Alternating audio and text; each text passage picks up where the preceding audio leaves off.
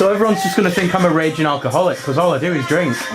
And it's happening again tonight. What have you got in yours back here? I actually don't know. Pat called it the big one.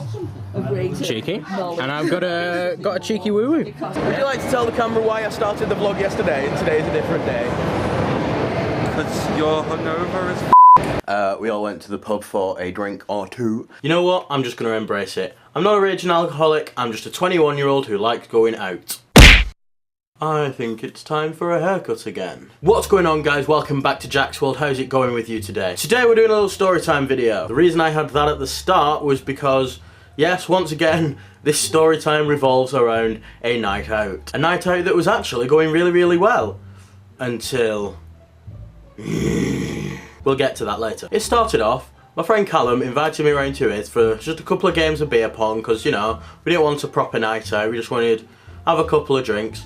So I turned up at Callum's and my other friend from work, Alex, is there, which is cool. We had a few games of beer pong, it was all going well. And then my sister and my cousin showed up, again, nothing wrong with that, you know, they joined in the beer pong for a little bit because they were going out afterwards and I thought I'd go with them from Callum's after we'd all finished playing the game. Which I did, I got into a taxi with those two and we drove off to the town centre to have a good time. And it was in the taxi about halfway there that I realised I'd left my phone in Callum's house. Now this was already like really late on, I think this was about 1 o'clock in the morning already this was, that we were just leaving Callum's and going into town. So the taxi dropped us off in the centre of town and I walk all the way back to Callum's because I figure I can't go without my phone, I feel lost without my phone. My sister and my cousin tried to tell me, oh, just come back for it tomorrow, we'll drive you up to get it tomorrow. But no, I needed it there and then, I wanted it with me. So I went back to Callum's, knocked on his door, he's still tidying up and he's like, yeah, you've left your phone here, so he gets it for me.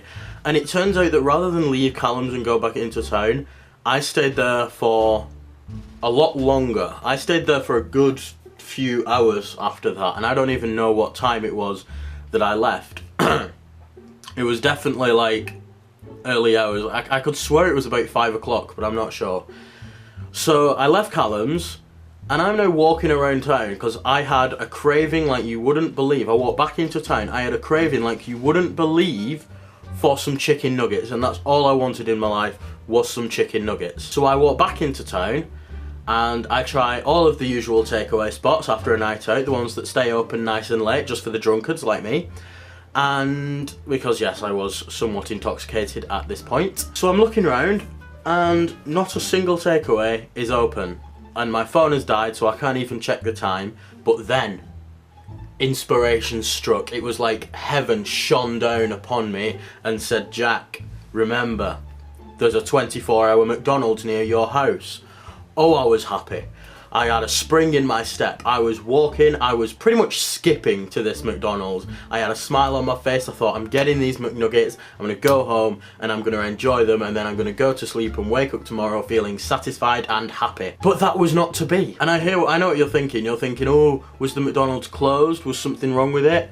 No, the McDonald's was fine. The shiny glowing M was there and I was walking towards it, pretty much sprinting across this car park, not really caring that there might be cars driving around, which there probably wouldn't be, to be honest. It was, you know, well, we'll get to what time it was in a minute, and a lot of you might have just guessed from that sentence where this is going. So I walk into McDonald's with a massive smile on my face. I walk up to the counter and request some chicken McNuggets, to which she says, it's gone 6 o'clock.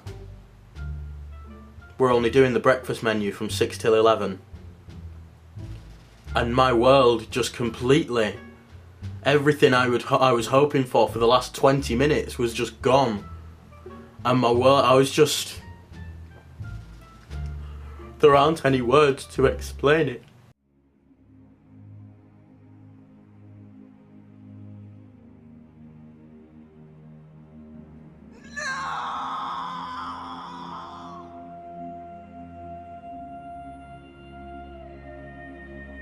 You just have to say that you're fine when you're not really fine, but you just can't get into it because they would never understand.